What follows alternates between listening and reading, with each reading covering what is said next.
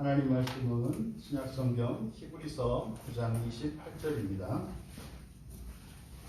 신약성경 362쪽에 있습니다.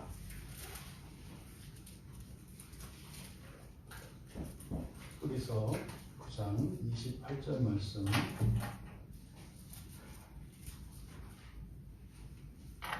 우리 같이 162쪽입니다.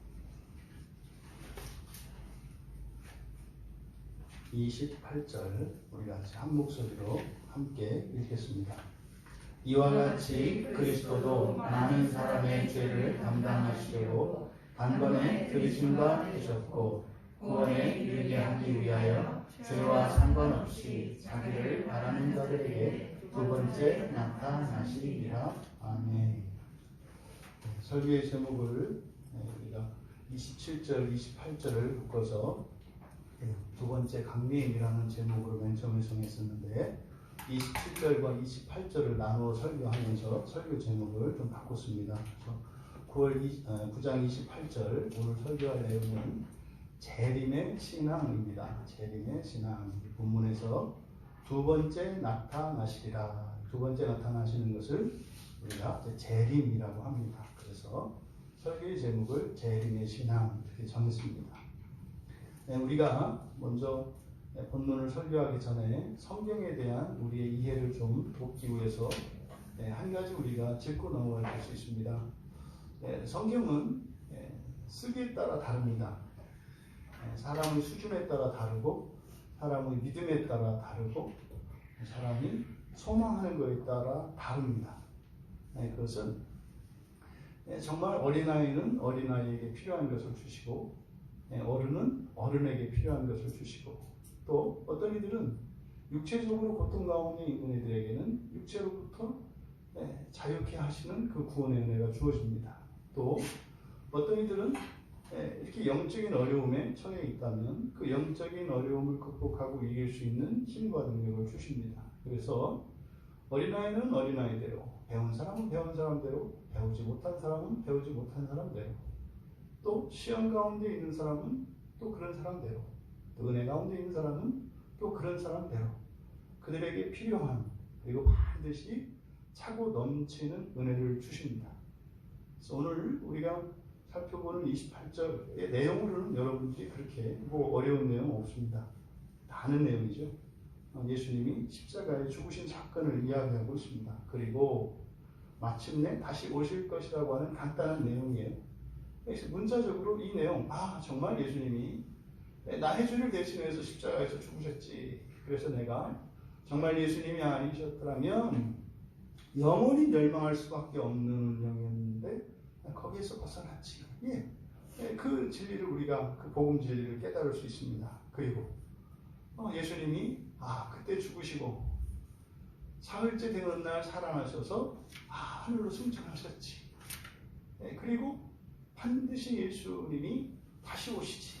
이 내용입니다. 이것만으로도 우리들에게 주시는 위로가 있고 은혜가 있습니다. 근데 이것은 이제 그냥 기본적으로 국어에 대한 우리 언어에 대한 기본적인 이해만 있으면 누구나 얻을 수 있는 은혜입니다.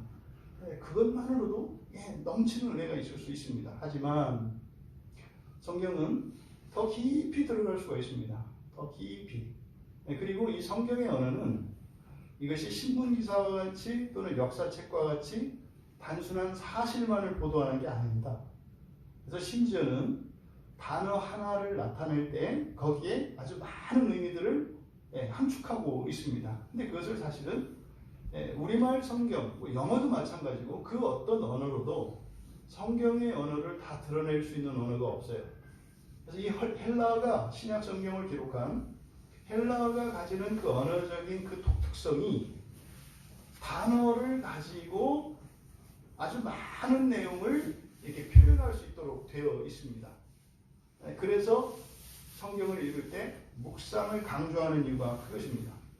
그래서 이 성경을 깊이 파고 들어가면 들어갈수록 거기에서 문자적으로만 그냥 피상적으로는 다다를 수 없는 그런 깊은 진리들을 발견하게 됩니다.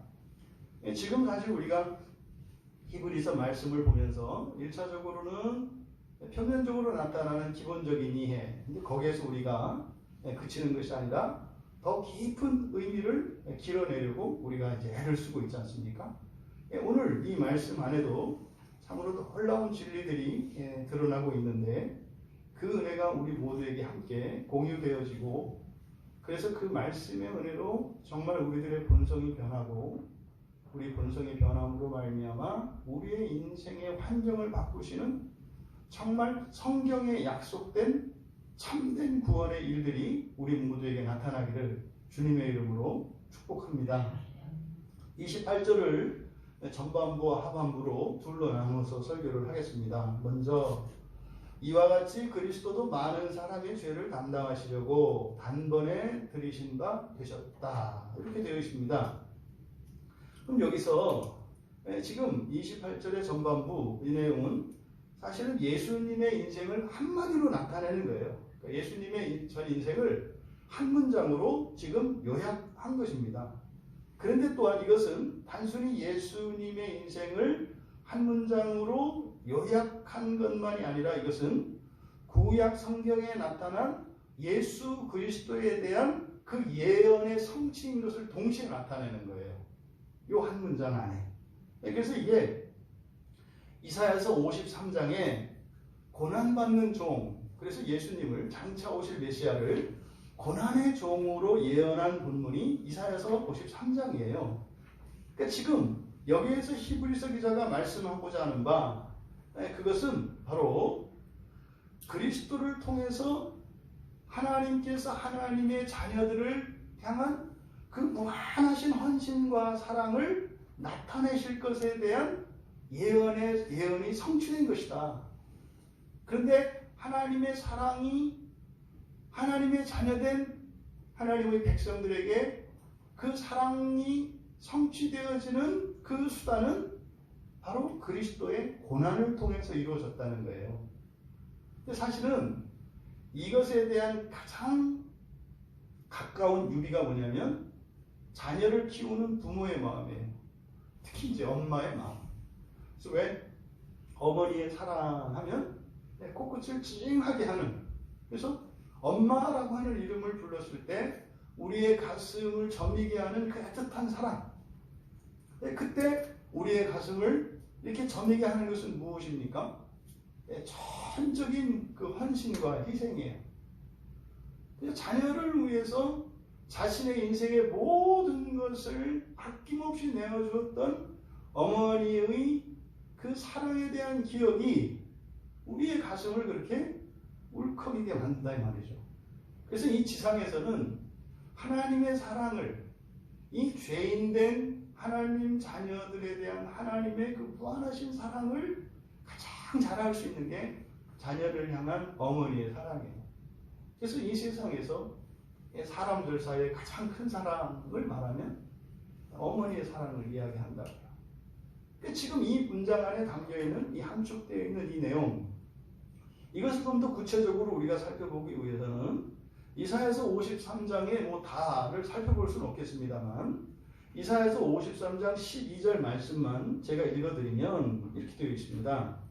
그러므로 내가 그에게 존귀한 자와 함께 몫을 받게 하며 강한 자와 함께 탈취한 것을 나누게 하리니 이는 그가 자기 영혼을 버려 사망에 이르게 하며 범죄자 중 하나로 헤아림을 받으나 그가 많은 사람의 죄를 담당하며 범죄자를 위하여 기도하였느니라.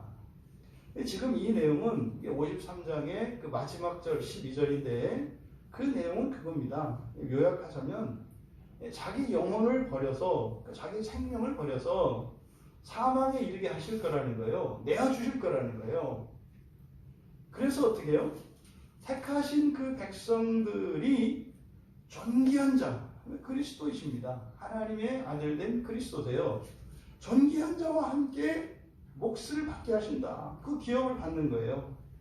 그래서 그가 고난을 당할 것인데 그가 당하는 고난은 많은 사람들의 죄를 담당하기 위한 것이었고 이사야 선지자는 이걸 뭐라고 얘기했냐면 그 고난을 당하는 것이 기도였다 그래요.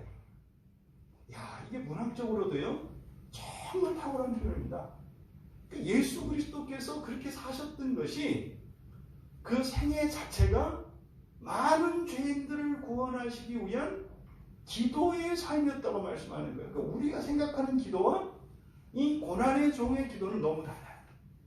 근데 예수님이 우리가 복음서를 통해서 알고 있는 예수님의 생애에 대한 이 기록, 그 모든 그 예수님의 그런 사랑과 헌신, 그리고 인내와 그 무한한 헌신, 이것이 기도였다는 거죠.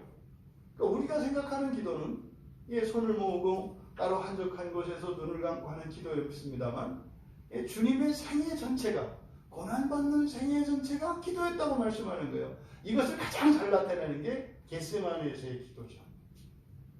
땀방울이 핏방울과 같이 땅에 떨어졌던, 그러니까 그것이 바로 이사야의 그 예언, 그것을 이제 히브리서 기자가 28절로 인용을 하면서 바로 예수 그리스도의 생애를 고난받는 종에 대한 예언의 성취로 나타내고 있다. 그러면 그걸 그대로 또 나타내느냐면, 이 성경에 사용되는 언어는 헬라어입니다만 당시의 사람들이 쓰던 헬라어예요. 일상적으로 쓰는 헬라어인데 단어들을 만들어서 씁니다. 조어를 한다고요. 조어를. 그래서 거기에 특별한 의미들을 부과해요. 그래서 이게 설교자들의 가장 중요한 의무 중에 하나입니다. 그냥 고난이라 하더라도 고난의 특별한 의미들을 그 앞에 전치사들을 붙여서, 또 이런 접속사들을 붙여서, 아니면 다른 명사들을 붙여서 합성어를 만들면서 그 의미들을 나타내요. 만약 그렇게 하는 이유는 그 모든 것들을 다 기록하려면 너무 많아집니다. 그럼 지금도 사람들이 성경을 안 읽는 이유가 너무 두꺼워서잖아요. 1년에 읽으려고 하는데 읽다가 너무 가다 끝이 없어서 못 보잖아요. 그러니까 이게 지금 사실은 최소한 한 거거든요. 최소한. 그러니 이거를 마음껏 썼다고 생각을 해보세요. 뭐 평생에 한 번 보는 일이 없지 않겠어요? 근데 지금 이 단어들 하나하나를 풀어내는 거, 이게 사실은 설교자들의 몫이고, 정말 설교자들이 기도하면서 하나님의 은혜를 구하면서 설교 준비를 하고 성경을 보아야 되는 이유가 여기 있습니다. 그게 보일 때만 보여요. 보이지 않습니다. 이 알아서 사전을 찾아도 안 보이고 정말 하나님께서 열어주셔야 보여요. 그럼 여기서 이와 같이 그리스도도 들으신 바 되셨다, 이게 그냥 십자가에 내어주신 것을 의미합니다. 근데 우리가 앞에서 우리가 살펴보았던 27절과 연장선상에 있기 때문에 이와 같이 라고 하는 것은 무엇입니까? 사람에게 한 번 죽는 것이 정해져 있다는 거예요. 사람에게 한 번 죽는 것이 정해져 있다. 이게 이와 같이예요. 그래서 이와 같이 들으신 바 되셨다. 이 들으신 바 되셨다는 것은 죽으셨다는 얘기인데, 먼저 이와 같이, 그러니까 사람에게 정해진 이 한 번의 죽음이라고 하는 것은 예외가 없다. 예외가 없다. 예수님은 하나님이시잖아요. 그런데 또한 사람이시잖아요. 그럼 우리는요, 하나님이시면서 사람이시니까, 물론 사람이시니까 죽으셔야 했겠지만 또한 하나님이시니까 죽지 않으셔도 되지 않아요? 뭐 사람인데도 안 죽으려고 하는 게 사람의 심리인데, 이게 뭡니까? 어떤 특권의식이나 부정 이런 거 아니에요. 피해가는 거. 남들 다 가는 군대를 남성들의 경우에 뭐 신체적으로 아무 이상이 없어요. 아무 문제도 없어요. 근데요, 거짓말로 속여서 뭐 군대를 안 간다든지 뭐 이런 거 있잖아요. 또 뭐 세금을 국민들이 다 내야 되는데 이런 거짓으로 이제 막 작성을 해서 세금을 안 낸다든지 뭐 이런 일들이 세상에서는 많이 일어나잖아요. 그런데 예수님은 그런 부정적인 방식이 아니라 합법적으로 하나님이시기 때문에 굳이 죽음을 당하지 않으셔도 돼요. 그런데도 예수님은 어떻게 하셨다? 똑같이 되기를 원하셨다. 똑같이 되기를 원하셨다. 오히려 자신의 권리를 취하려 한 것이 아니라 자신의 특권을 내려놓으시고 죽으셨다는 거죠. 그래서 사실은 예수님께서 뭐 십자가에서 죽으시든 어디에서 죽으시든 예수님이 죽으신 사건은, 이 죽으신 사건의 가장 큰 교훈은 순종의 모범입니다. 죽지 않아도 되는데 죽으신 것. 왜요? 사람에게 정해져 있기 때문에. 순종의 모범이에요. 그러면 여기서 예수님이 들이신 바 되셨다 그랬는데 단번에 들이신 바 되셨다 그랬어요. 단번에.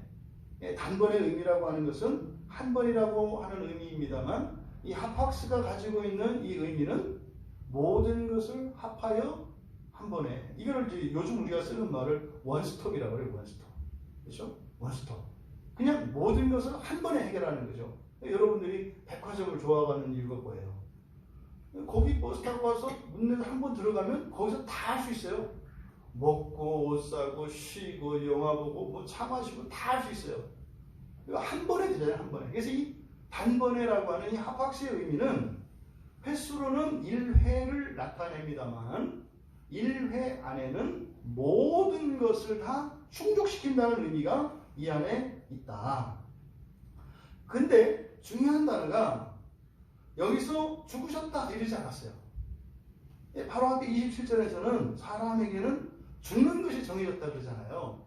근데 예수님은 여기서 죽으셨다 그러지 않고 들이신 바 되셨다 그랬어요. 들이신 바 되셨다. 그러면 여기서 들이신 바 되셨다라고 번역되어 있습니다만 이것은 그리스도를 수식하는 명사예요. 그대로 직역하면 이와 같이 단번에 드려지신 그리스도 뭐 이렇게 되는 거거든요. 그러면 여기서 드려지셨다라고 하는 이 프로스페로라고 하는 말, 근데 이게 수동태로 쓰이고 있습니다. 수동태로. 여러분, 사람이 죽으면 자기가 죽습니까? 아니면 죽음을 당합니까? 죽음을 당하는 거죠, 사실은. 사람이 자기의 죽음을 결정할 수가 없어요. 죽음은 당하는 겁니다. 왜요? 정해져 있기 때문에. 정해져 있기 때문에. 근데 지금 예수님께 들이신 바 되었다 이렇게 수동태로 해서 프로스페로라고 한 것은 이것이 의미하는 바는 사실상 죽는 게 아니고 죽으신 게 아니고 드려졌다라고 하는 이것은 사실은 대속 제물의 처지로서의 수동적인 죽음을 나타내시는 거예요. 그러니까 구약에 제사를 드릴 때 하나님께 제물을 잡잖아요. 그럼 그 제물이라고 하는 것은 어떻게 해요? 이거는 죽임을 당하는 거예요. 그냥 우리가 뭐 사람에게 정해져 있기 때문에 죽음을 당하는 그런 의미의 소극적인 수동이 아니라 이것은 뭐예요? 죽지 않아도 되는데 지금 제가 끌려나가서 당장 죽음 당하는 거, 이게 뭡니까? 순교잖아요. 순교. 그러니까 지금 여기서 이 프로스페로를 사용해서 이렇게 말씀드린 것은 예수님의 죽으심이 무엇과 같다? 대속제물, 제물의 대속의 죽음이었다라는 것을 나타내려고 한다. 그런데요, 그렇게 단번에 드려지신 그리스도가 그렇게 드려지셨는데, 그러니까 왜 죽으셨다? 많은 사람의 죄를 담당하시려고. 많은 사람의 죄를 담당하시려고. 여기서 지금 담당하다라고 번역이 되어 있거든요. 근데 이 단어는 굉장히 중요한 단어입니다. 이게 아나라는 말과 헤로라는 말이에요. 지금 언어 유희가 느껴지시죠? 앞에서 프로스, 헤로. 여기서 아나, 헤로. 그러니까 헤로라는 말이 사용되는데 앞에 전치사가 달라지잖아요. 그러면 여기서 아나라고 하는 것은 우위로라는 뜻이에요. 우위로. 그래서 아나페로 그러면 우위로 지고 간다라는 뜻입니다. 그러니까 마치 이것은 예수님이 십자가를 지시고 골고다에 오르시는 장면을 연상시켜요. 또 동시에 예수님이 십자가에서 죽으심으로써 마치 이 세상의 모든 사람들이 받아야 되는 죄의 벌을 또 지고 가시는 것을 상징하면서 한편으로는 하나님께 거룩하고 흠없는 제물을 들고 마치 나아가는 것 같은 이런 이중적인 의미를 나타내려고 이 단어를 쓴 거예요. 그래서 이 감당하다라고 번역된 이 단어, 위로 지고 간다라는 뜻인데, 이 단어를 통해서 이중성을 나타냅니다. 이 단어 안에는. 그래서 먼저 신자의 한계와 신자의 이중성을 나타내요. 이 단어를 통해서. 이 단어를 사용한 의도 중에 첫 번째, 신자의 이중성을 나타낸다. 그리고 그리스도의 이중성을 나타내고 또 구원의 이중성을 나타냅니다. 그럼 이게 무슨 말이냐면, 신자의 한계와 이중성, 이건 지금 이 단어가 성경에 사용된 용례들을 찾아보면, 그래서 이 신자의 이중성을 나타낸다고 한 거구나. 그래서 그리스도의 이중성을 나타낸다고 한 거구나. 그래서 구원의 이중성을 나타낸다고 한 거구나를 알 수 있어요. 성경에 이 단어가 사용된 용례들을 다 찾아보면. 근데 그걸 다 찾아볼 수는 없고, 몇 가지만 대표적으로 말씀을 드리면, 마태복음 2장 11절에 신약성경에 이 단어가 맨 처음 사용됩니다. 마태복음 2장 11절은 안 찾으셔도 돼요. 이게 어떠냐면, 예수님이 태어나셨을 때, 그때 멀리에서 예수님을 경배하기 위해서 찾아온 동방의 박사들이 있었잖아요. 그때 그들이 유향과 몰약과 황금을 가지고 예수님께 경배를 해요. 그때 그 예물을 이렇게 이제 바칩니다. 예수님께. 그때 맨 처음에 그 동방에서 온 박사들이 준비했던 그 귀한 예물을 드리니라 할 때 이 단어를 사용한 거예요. 그 드린다라고 하는, 이때 썼어요. 그런데요, 이렇게 예수님이 그렇게 높임을 받으시고 영광을 받으시고 귀한 예물을 받으신 사건은 그걸 끝이에요. 딱 그때 끝이에요. 딱 끝에. 그러니까 그때 찾아온 사람들이 이방인들이었죠. 이방인들이 딱 한 번 지상에서 그것도 합당하다고 할 수 없습니다만, 딱 한 번 그 사건이 있고, 그 다음부터 예수님의 생애가 어땠는가 여러분들이 아시잖아요. 그러면 이 단어가 또 어디에 쓰이냐면, 마태복음 5장 23절, 8장 4절, 또 마가복음과 누가복음에도 나오는데, 제단에서 예물을 드린다 할 때, 제단에 예물을 드린다 할 때 이 단어를 써요. 이 단어를. 이때는 예물로서 드린다고 할 때는 예수님께 동방 박사들이 드렸던 이 같은 맥락으로 볼 수 있어요. 그런데 예수님께서 받으신 것은 아기로 태어났을 때 그때 딱 한 번 받으신 거예요. 그럼 그 뒤로 어떻게 되느냐? 이 성경에서 이 단어가 마태복음 4장 24절에 보면, 모든 앓는 자, 곧 각종 병에 걸려서 고통당하는 자, 귀신 들린 자, 간질하는 자, 중풍병자를 데려오니 그래요. 이때 데려온다 할 때가 바로 여기에서 사용된 예물을 드리니라 할 때 드린다는 뜻이에요. 그러니까 성경에서는요, 예수님이 맨 처음 태어나셨을 때 동방박사들로부터 예물을 받으시고 그 다음부터 예수님이 받으신 건 뭐라는 거예요? 세상에 온통 문제 있는 사람들만 다 들고 왔다 이 말이에요. 사람들이 예수님에게. 이게 지금 이 아나페로라고 하는 이 말이 성경에 사용된 용례들이에요. 그러니까 참 기가 막힌 거예요. 그래서 사실은 왜 이런 일이 일어납니까? 하나님께 드리는 예물, 그러니까 예수님께 맨 처음 예물을 드렸던 것은 사실은 이렇게 높임으로, 하나님으로 높이며 예물을 드린 거였잖아요. 그러면 예수님이 그리스도라는 걸 사람들이 다 알았잖아요. 그런데 그 이후로 어떤 일이 일어나느냐? 그 이후로 예수님께 들고 와서 예수님께 드렸던 것은 온통 문제투성이만 들고 나왔다. 누구 하나도 예수님 찾아올 때요, 바카스 한 병 들고 오지 않았다 이 말이에요. 온통 문제만 들고 나왔다 이 말이에요. 그런데 그것을 성경에서는 뭐라고 했냐면 예물을 드린다고 할 때 사용하는 말을 썼어요. 그러니까 여러분들이 하나님께 나올 때 하나님께서 가장 기뻐하시는 게 뭐예요? 여러분들의 상한 심령이라. 여러분들의 헌금과 여러분의 헌신과 이것이 아니라 예수님께서 이 땅에서 가장 받으시기를 기뻐하셨던 예물은 상한 심령이에요. 여러분 현재 또는 과거에 여러분 개인에 아니면 여러분 가정에 아니면 여러분 주변에 누구에게 어려움과 문제가 있습니까? 그것을 예수님께서는 기쁘시게 예물로 받으신다는 거예요.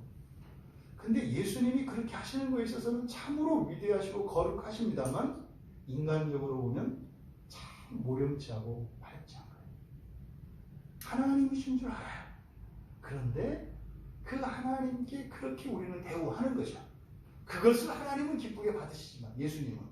그래서 신자의 이중성이라고 하는 게 뭡니까? 사람들이 예수님을 얼마나 홀대하는지 사실은 그러고 싶어서 그러는 거 아니죠. 이 세상에 그 어떤 신자도 그리스도에 대한 사랑이 없는 사람이 없어요. 속으로는요 예수님에 대한 사랑이 다 있어요. 순수한 사랑이 다 있어요. 정말로. 그런데 각자가 살아가는 인생의 문제들과 이런 힘듦이 자신의 사랑을 표현하는 것보다 그것을 먼저 드러내게 해요. 그러니까 사실 이렇게 봐서는 나 자신도 내가 예수님을 사랑하는지 나도 확인할 수가 없어요. 내 안에 있는 그리스도를 향한 사랑이 분명히 있어요.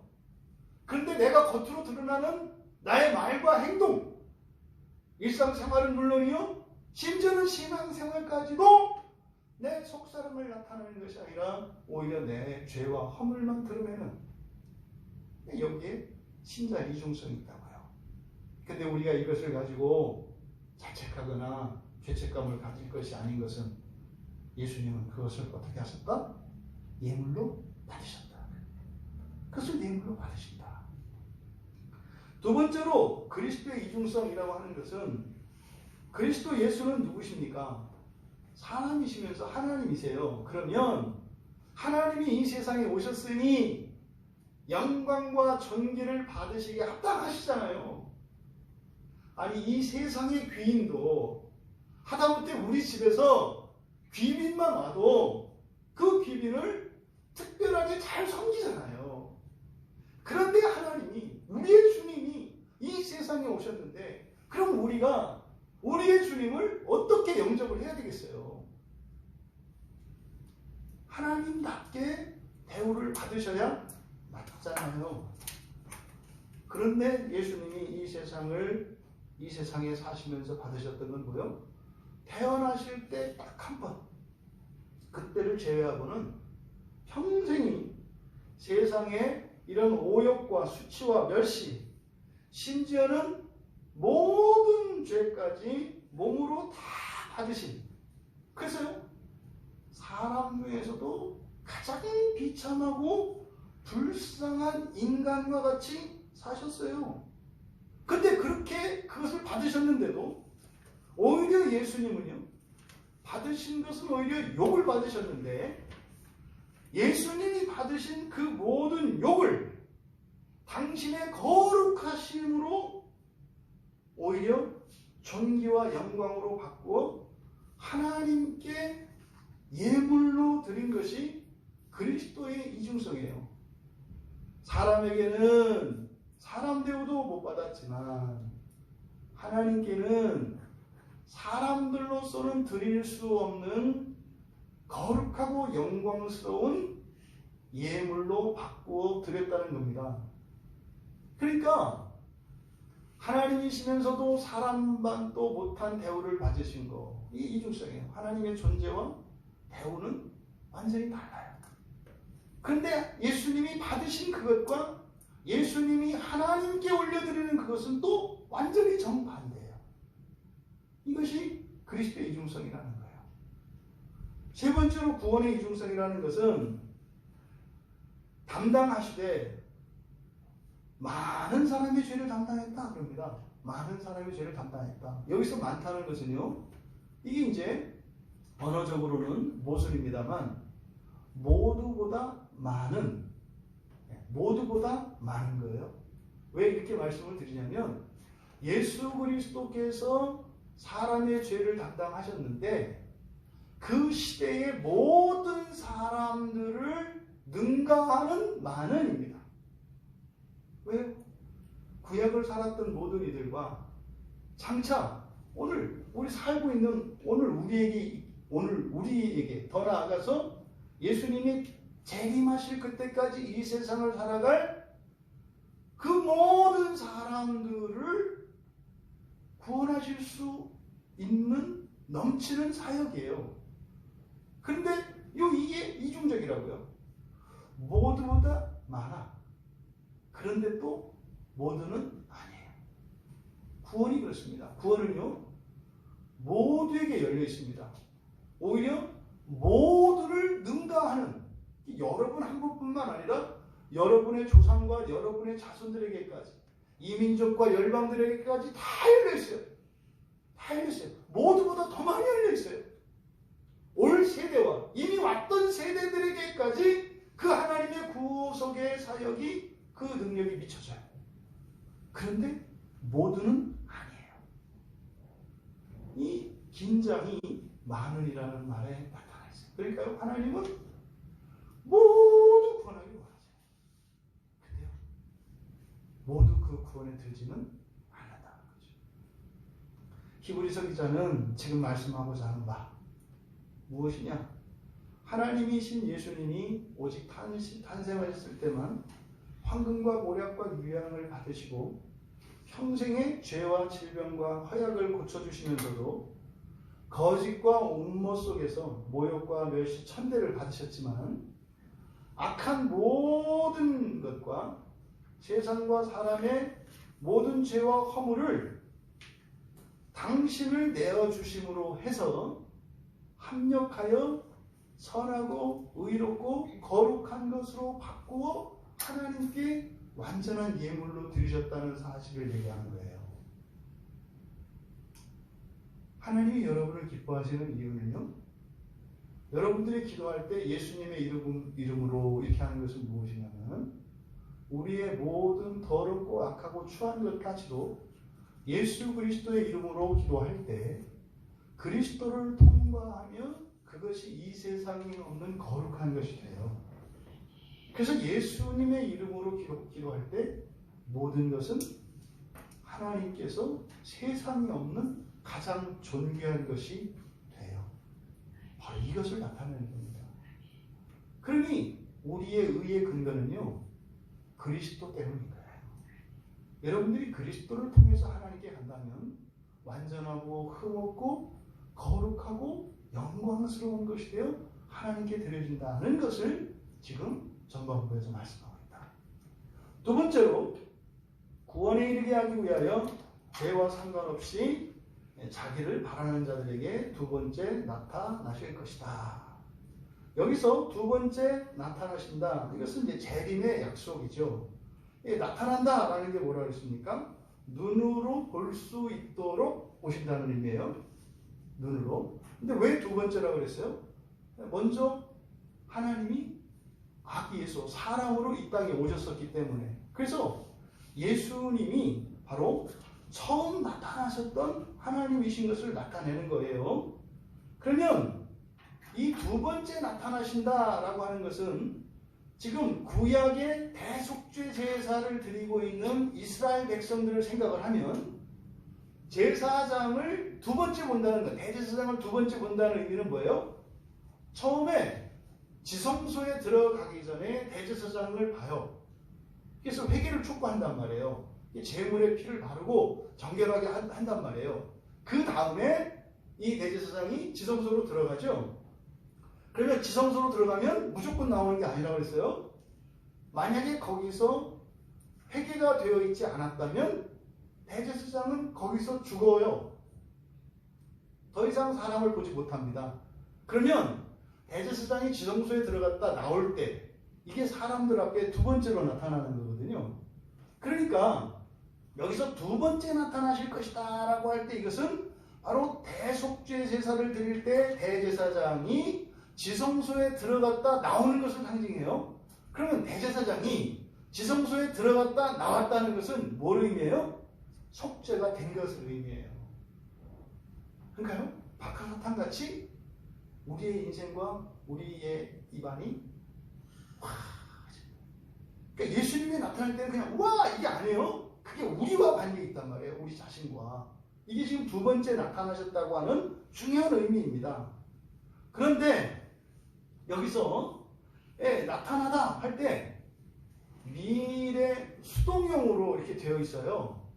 그러니까 이것은 예수님이 뭐 어쩔 수 없이 오게 되셨다 이런 것이 아니라 미래 수동형을 사용한 것은요, 모두에게 보여질 것을 강조하기 위한 거예요.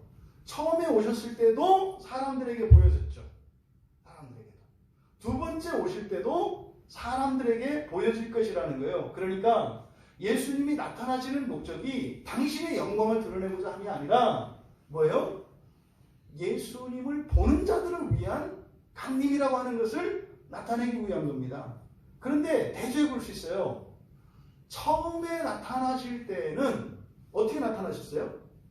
소수의 사람들에게만 나타나셨죠. 아주 극소수인 사람들에게만 나타났습니다. 처음에 오실 때. 그런데 두 번째 오실 때는 어떻게 해요? 모두에게. 근데 자기를 바라는 자들이죠. 자기를 바라는 자들이니까 자기를 바라는 모든 자들에게 나타나세요. 그러면 사실은 두 번째 나타나실 때는요, 예수님을 보고 싶은 사람은요, 뭐한다? 다 볼 수 있도록 나타나신다는 거예요. 근데 이 사실이 예수님께서도 말씀하셨고, 또 천사들도 말씀했고, 사도들도 말씀을 했어요. 그래서 예수님과 천사와 사도들의 예언으로 성경에 기록되어 있습니다. 마태복음 24장 30절에 보면 그때에 인자의 징조가 하늘에서 보이겠고 그때에 땅의 모든 족속들이 통곡하며 그들이 인자가 구름을 타고 능력과 큰 영광으로 오는 것을 보리라. 분명히 모든 사람들이 눈으로 볼 수 있도록 가시적으로 오신다. 그런데 어떻게 와요? 처음 오신 것과는 완전히 대조적이에요. 처음에 오셨을 때는 참으로 비참하게, 보통 그러잖아요. 말 구유라고 되어 있는데 사실 뭐예요? 동물 밥그릇이라고요. 동물 밥그릇이라고 이야기한 게 뭐라고 했어요? 사람보다 못한 게 짐승이에요. 짐승보다 못한 게 짐승의 밥이에요. 짐승의 밥보다 못한 게 짐승의 밥그릇이에요. 예수님이 처음으로 오셨을 때는 가장 비참한 존재로 오세요. 그런데 두 번째로 나타나실 때는요, 어떻게 해요? 영광으로, 하나님의 큰 영광으로 오신다. 마태복음 26장 64절에 보면 또 인자가 권능의 우편에 앉아 있는 것과 하늘 구름을 타고 오는 것을 너희가 보리라 하시니, 다 예수님이 예언하셨던 거예요. 그 말씀을 히브리서 기자가 이어서 하고 있는 겁니다. 근데 이게 예수님만 그렇게 말씀하는 것이 아니라 사도행전 1장 11절에 보면 천사들이 또 그렇게 증언을 했다고요. 천사들이. 어떻게 해요? 인자가 예수님을 나타내는 거예요. 인자가 권능의 우편에 앉아있는 것과 하늘 구름을 타고 오는 것을 너희가 보리라. 네, 천사들도 예언을 했어요.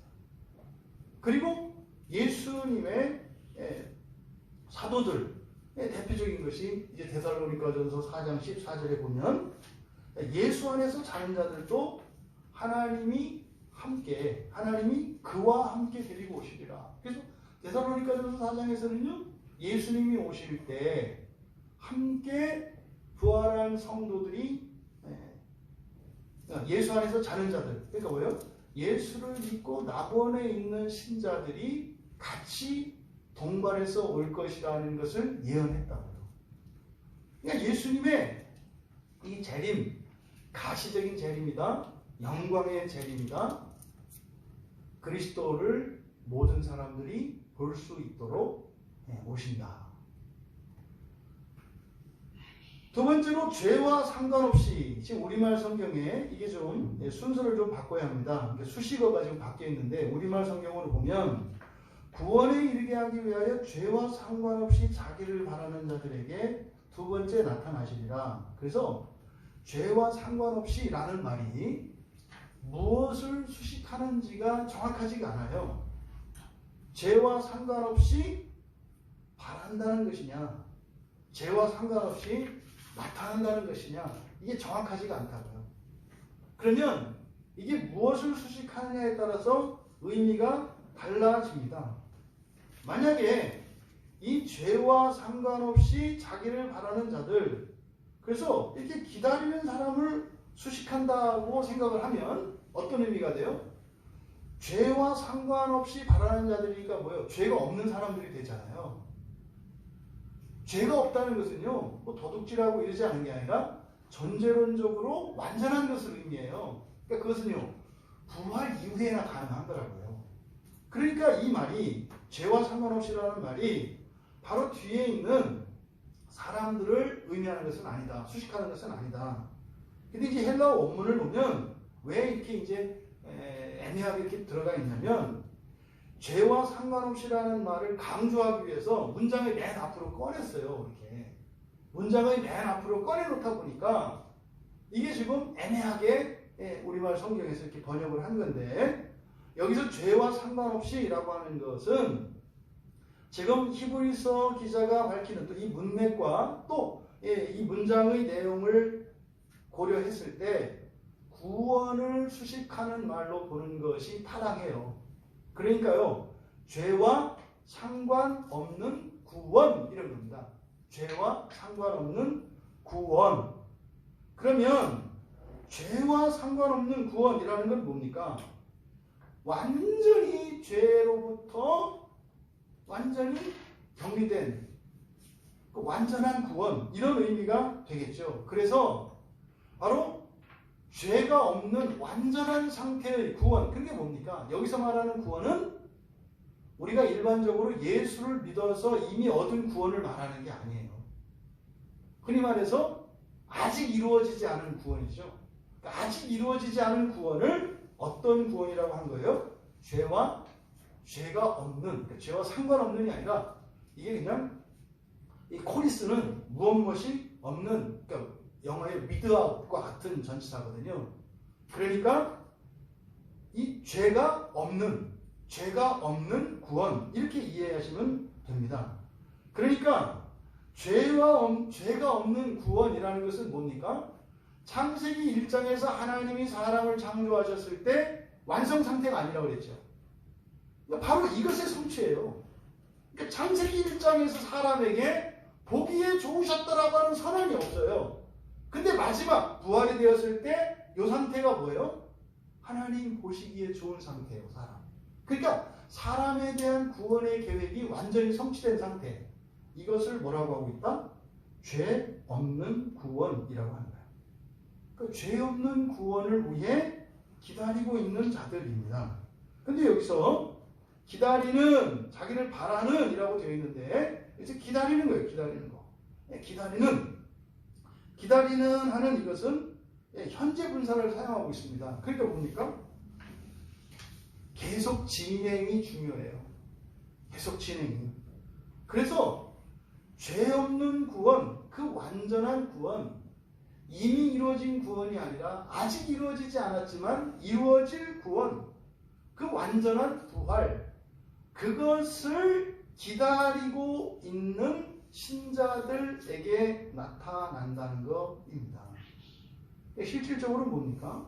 지금 우리의 수준이 어떻고 우리의 상태가 어떤 것이 아니라 우리를 죄 없는 완전한 상태로 우리를 이루어 주실 것을 소망하며 그 믿음을 버리지 않고 살아가고 있는 신자들에게 나타날 것이라는 거예요. 여러분 이걸 잘 기억하셔야 돼요. 여러분이 어떤 사람일 때 나타나시는 게 아니라 그것을 소망하는 자들이에요. 그것을 소망하는 자들. 정말 하나님이 사람에 대하여 세우셨던 그 구원의 성취를 소망하는 사람들이에요. 소망하는 사람들. 그러니까 여러분들이 자꾸 중간중간에 질문하는 게 뭐예요? 내가 이래가지고 인간이 이게 되겠습니까? 제발 그런 얘기 하지 말고 다 아니까. 얘기 안 해도 아니까 그런 얘기 하지 마라. 중요한 것은 그럴 때 어떻게 해라? 더욱 소망을 붙들어라. 응? 그럴 때 더욱 소망을 붙들어라. 때로 여러분들이 자만심에 빠지고 안정감에 휩싸일 때 그 소망과는 절대로 상관이 없는 상태라는 것을 또 잊으면 안 돼요. 그래서 늘 겸손해야 합니다. 그리고요, 절망하지 말아야 된다 이 말이에요. 여러분, 예수를 믿고 우리가 구원을 선물로 받지 않습니까? 응? 예수를 믿고. 그러면 예수를 믿고 선물로 받은 구원, 그것은요 이미 받은 선물이에요. 이미 이루어진 구원이에요. 여러분 다 구원 받으셨단 말이에요. 이미 받은 구원이 있어요. 받은 구원이 이미. 그런데 예수님께서 승천하셨죠? 그리고 성령을 보내주셨죠. 오순절에 성령을 보내주셨잖아요. 그래서 그때로부터 우리가요, 그 예수를 믿음으로 우리가 얻은 그 구원을 가지고 장차 죄 없는 구원, 그 영광의 부활, 그것에 이르기까지 그것을 위해서 현재적으로 살아가고 있는, 절대로 우리 힘으로 갈 수 없어요. 그런 자들에게 어떻게 하신다? 나타나실 것이다. 이것이 여러분 그리스도인의 신앙생활, 그리스도인의 인생이 어떤 인생이어야 하는 것을 가르쳐 주는데, 이것을 한마디로 뭐라고 할 수 있다? 재림의 신앙이다. 재림의 신앙. 지금 여러분에게는 소망이 없어요. 그러니까 지금 여러분의 모습에는 만족이 있을 수 없고요, 어떤 소망이 있을 수 없어요. 잊지 마시라는 거예요. 그런데 무엇이 소망이 있어요? 두 번째 나타나실 예수께 소망이 있어요. 근데 두 번째 나타나실 그 예수께 나아가는 것은 예수를 믿고 구원받은 자들이에요. 근데 그 가운데에서 모두는 아니라고요. 두 번째 나타나셔서 우리에게 죄 없는 구원, 완전한 구원을 주실 것을 기다리고 있는 자들에게 오신다는 것입니다. 그것은 여러분 자신에게뿐만 아니라 여러분 지체들에게도 마찬가지예요. 여러분 절대로 누구를 정죄하지 마세요. 기독교에서요 정죄하라고 가르치지 않습니다. 그러니까 자꾸 다른 사람들을 가르치려고 하지 마세요. 여러분들이 해야 될 일은 뭐예요? 소망을 기다립시다. 소망을 포기하지 말고 그 소망을 붙들고 죄 없는 구원을 주실 것을, 여러분 그러면 사람의 됨됨이나 신앙의 됨됨이를 우리가 어떤 기준을 매겨서 계량화할 수 있어요. 순위를 매길 수 있죠. 점수를 매길 수 있어요. 네? 성경을 얼마큼 아는지 시험을 보고, 또 1년에 하루의 기도는 얼마나 하는지, 또 여러분들이 설교는 얼마나 듣는지, 이렇게 해서 이걸 계량화할 수 있습니다. 근데요, 아무리 다른 사람들보다 뛰어나거나 다른 사람의 평균에도 못 미치는 사람이라 할지라도 그들에게 남아있는 죄 없는 구원까지 다다르기 위해서 남아있는 것은 무한대로 남아있어요. 그러니까 우리의 크고 작은, 우리의 온전함과 불완전함은 그 완전한 구원에 이르기까지 요구되어지는 이 모든 것들은 무한하기 때문에 사실은 우리들 사이에 그 차이점은 별 의미가 없다 이 말이에요. 그래서 그리스도인은 어떤 사람입니까? 선한 능력을 의지하고 소망을 따라 살아간다는 점에서 모든 사람이 같아요. 선한 능력, 하나님의 능력이잖아요. 이게 그런데 적용이 그렇게 안 돼요. 이게 그렇게 적용이 안 된다고요. 사람들의 허물과 잘못과 이런 죄악들을 여러분 바라보지 마세요. 의미를 부여하지 마세요. 그것은 주님께서 두 번째 나타나실 때 완벽하게 죄 없는 구원으로 이루어 주실 것입니다. 근데 우리가 그런 것을 지적함으로써 사람들의 소망의 불씨를 꺼버려요. 그러니까요, 진행형으로 살아갈 수 없게 만드는 일이 교회 안에서 일어난다 이 말이에요. 이미 예수를 믿고 여러분에게 주신 구원에 대해서 의심하지 마세요. 여러분들에게 선한 능력으로 함께 하시는 성령과 함께 그날을 기다리며 사는 게 다예요. 쉽잖아요. 원리적으로는 쉬워요. 근데 그 실천적으로는 여러분들이 뭡니까? 하루의 시간 가운데 절대적으로 그 여러분들의 소망을 따라 살아가고 있는 증거로서 시간을 구별하는 것이고요. 여러분들이 마음을 드리는 것이고요. 헌신하는 것이에요. 그것은 사람에 따라 수준이 달라요. 어떤 사람은 1년에 한 숟가락일 수도 있고요. 어떤 사람은 하루에 한 양동이일 수 있어요. 중요한 것은 분량이 아니다. 뭐예요? 소망의 하나님을 바라보고 살아가시는 것이다. 정리합니다. 여러분, 구원받으신 여러분, 절대 그것에 만족하시면 안 돼요. 구원파나 이런 사람들이 하는 것처럼 맨날 몇 시에 구원받았어. 그건 너만 받은 게 아니라 기억 못하는 나도 받았어. 모태신앙으로 태어났든 뭐 인제 곁다리로 그냥 걸쳐있든 그거는 예수를 믿음으로 말미암는 구원이기 때문에 그건 이미 다 사실은 창세 전에 우리에게 주어진 거예요. 그거를 확인할 필요도 없어요. 왜? 어련히 하나님이 확실하게 하시려고요. 우리가 마음을 둬야 하는 것이 무엇입니까? 여러분, 그 구원받은 여러분이 과연 무엇을 위해서 살고 있는가예요? 여러분들은 지금 무엇을 위해 살고 계십니까? 보다 구체적으로 예수 그리스도의 재림이 여러분에게 어떤 의미입니까? 그리스도의 재림이 과연 여러분과 상관이 있습니까? 여러분이 그리스도의 재림에 대한 기대가 있습니까? 놀라운 사실은 대부분의 신자들이 아무런 상관도 없어요. 그건 마치 주님의 일처럼 생각을 해요. 그게 마치 오늘날 우리들의 가정 형편이에요. 가족 식구들이 뭐 집 드나드는 거는 각자 알아서 할 일이지 의미가 없어요. 엄마가 나갔다 들어오면 뭐 엄마가 나가는 거고 들어올 때 됐으니까 들어온 거지. 또 자식이 나갔다 들어오면 뭐 지가 나갈 일이가 나가고 들어오는 거 그냥 뭐예요? 한 집은 뭐 10명이면 10가족인 거죠. 이게 지금 우리 가정 안에서 나타나요. 그래서 원래 재림의 신앙은 어떤 겁니까? 집 바깥에 나갔던 가족이 나오면은 들어오면 어떻게 해요? 온 가족이 쫄르르르 나와서 왔어! 여기 재림 신앙이에요. 가정적으로. 네? 들어온 사람이 문 열고 내가 왔어 이러는 게 아니라 그때는 그게 아니다. 지금은 이렇게 여러분 마음을 두드리고 이렇게 찾아다니지만 그때는 문 열고 나와야 되는 거예요. 문 열고. 그러니까 누가 나와요? 기대가 있는 애들이 나오잖아요. 아빠가 오늘 저녁에 붕어빵 사온다는 정보를 들은 애들은 귀가 그 문소리 쫑게 탁 있는 거예요. 기대가 있는 사람은. 근데 기대가 없는 사람은요. 뭐든 뭐하든 그 정도입니까? 들어와서 방문을 열든 말든 왜 열어? 왜 방해? 여러분 실제로 예수님 재림하셨을 때 이런 일이 일어날 수 있어요. 성경은 그렇게 얘기한다고요. 예수님이 초림하셨을 때 사람들이 죽은 걸 잊지 마세요. 예수님이 재림할 때 사람들이 달라졌다고 생각하시면 큰 오산이에요.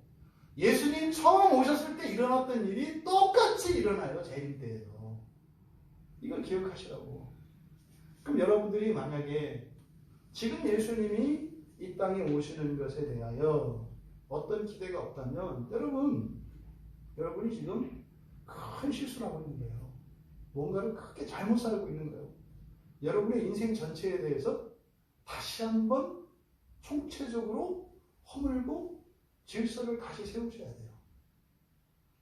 오실 예수 그리스도를 목표로 여러분의 인생을 재배치하셔야 된다는 겁니다. 이게 뭐다? 재림의 신앙이다. 그러니까 이 재림의 신앙이라는 것은요, 구원받은 그리스도인들이 살아야 할 목표이며 삶의 동기이고 힘의 원천이에요. 이게 없으면요, 그리스도인 큰 의미 없습니다. 그렇게 살고 싶지 않은데도 그렇게 살아요. 살면서도 만족이 없죠. 왜? 내가 살고 싶은 인생이 아니거든요. 그렇다고 해서요, 다른 거에 마음을 붙이고 한번 살아보지만 금세 식어지거든요. 오직 그리스도의 재림만이 여러분의 궁극적인 소망이 되고, 그것의 구체적인 의미는 뭡니까? 우리의 본성이 완전히 변화되는 거예요. 우리의 본성이 완전히 변화되는 거예요. 미운 오리새끼에서 나오는 백조라고 말씀을 드리는 거예요. 미운 오리새끼한테 암만 너 백조라고 얘기해봐야 안 믿어요. 내가 제일 미운데 어떻게 여기서도 제일 미운 내가 백조가 된다는 말인가? 여러분도 그런 생각하죠? 인간으로서도 사람들보다 더 나은 것도 없고, 오히려 교회 안 다니는 사람들보다도 못한 내가 어떻게 본성이 변화하여 하나님의 완전한 자녀, 신적 존재가 된다는 말인가? 이해가 안 되잖아요. 미운 우리 새끼가 그랬다니까요. 다행스러운 것은 믿거나 말거나 백조 되더라. 아멘. 백조 되더라. 근데 그것을 알고 살기를 바라는 거죠. 설교하는 목적이 뭐예요? 알고 살아라. 알고 살아라. 네?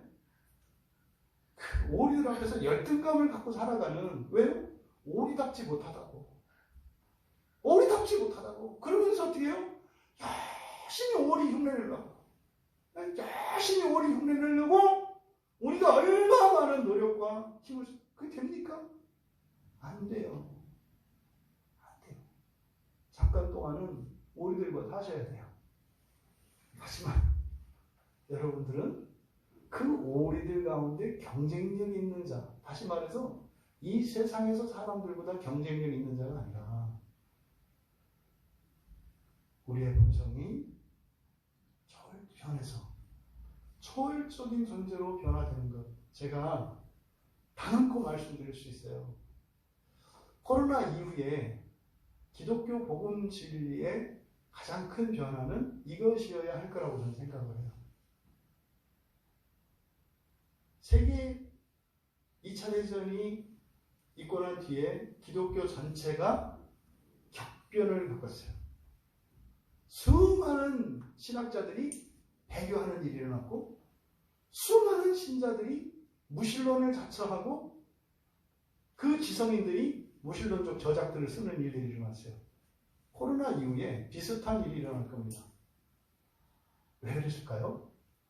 교회 안에 내재된 모순 때문에 그랬어요. 교회 안에 내재된 모순이라는 것은 부정부패를 말하는 게 아니에요. 진리가 진리로 드러나지 않았기 때문이에요. 여러분, 복음의 정수는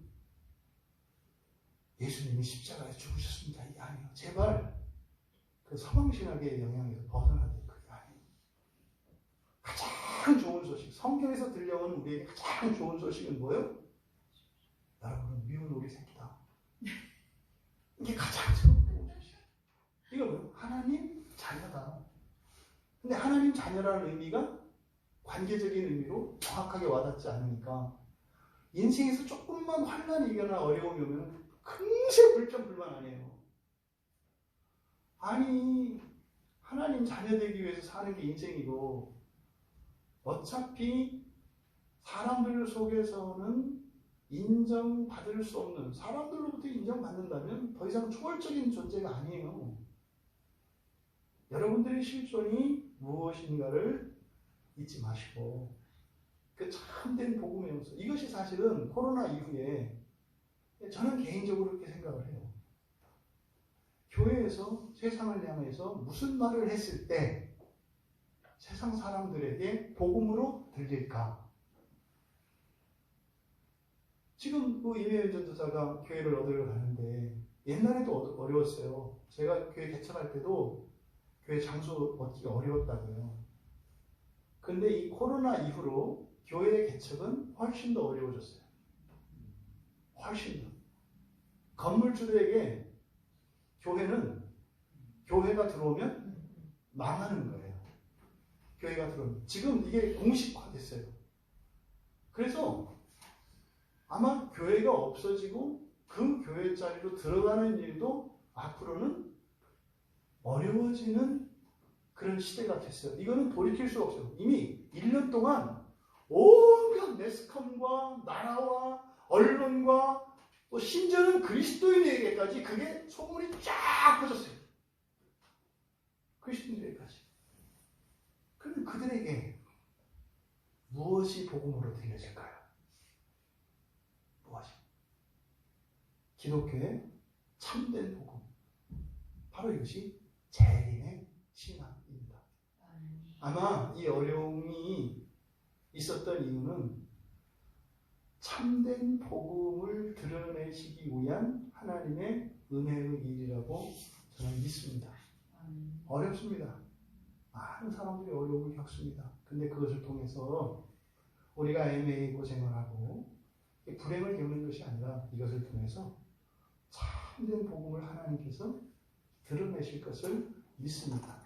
우선 여러분들이 그 재림의 신앙의 복음을 들으셨으니 그 재림의 신앙의 소망으로 그렇게 거룩한 신자로 살아가실 수 있는 여러분 되시기 바랍니다. 그래서 여러분에게서 풍겨져 나오는 그 재림 신앙의 참다운 복음이 정말 즐거움도 잊어버리고 절망하고 낙심하고 있는 이 시대의 모든 사람들에게 무엇보다 여러분들의 사랑하는 가족과 이웃, 친지들에게까지 온전한 복음으로 정말 그저 텔레비전에서 하는 그 미스 트롯에 그냥 위로를 삼고 기뻐하고 환호할 것이 아니라 그 재림신앙의 복음으로 기뻐하며 살아나는